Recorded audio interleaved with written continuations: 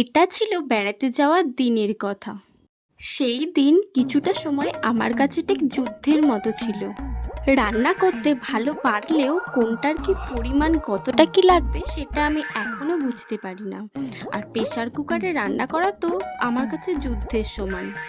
প্রথমত তো চাল সিদ্ধ হবার আগেই নামিয়ে ফেলেছিলাম, তারপর বসানোর পরও প্রেসার কুকারের ঢাকনা খুলতে পারছিলাম না, তাই এখানে দিদি অফিসে বসে ভিডিও কলে আমায় প্রেসার কুকারের ঢাকনা খোলা শেখাচ্ছিল। তাও পারিনি, অবশেষে জিজুই খুলেছিল।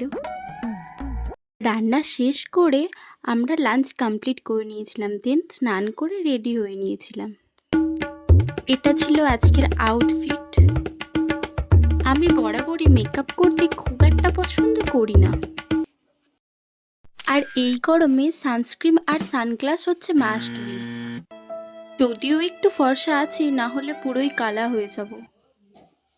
বাড়ি থেকে বেরোনোর সময় ফেসের অবস্থা আর স্টেশন পর্যন্ত আসার পর ফেসের অবস্থাটা জাস্ট দেখো। এটা ছিল ফার্স্ট ট্রেনটা যেটা আমরা মিস করেছিলাম, বিকজ দিদি অফিস থেকে আসতে পারেনি। দেন আমরা নেক্সট ট্রেনে গিয়েছিলাম। আর বাইরে বেরোলে তো আমার 1 মিনিটও মুখ বন্ধ থাকে না, তাই এখানে ঝালমুড়ি নিয়েছিলাম। সেকেন্ড ট্রেনটার অবস্থা দেখো জাস্ট, কত ভিড়, আর এখানে দিদি আর আমি পুরো চিড়ে চ্যাপ্টা হয়ে আছি। ট্রেনটায় এতই ভিড় ছিল, কিছুই খাওয়া হয়নি, আর আমাদের তো ক্রেভিং হতেই থাকে। আজকের ব্লগটা এই পর্যন্ত, টাটা বাই।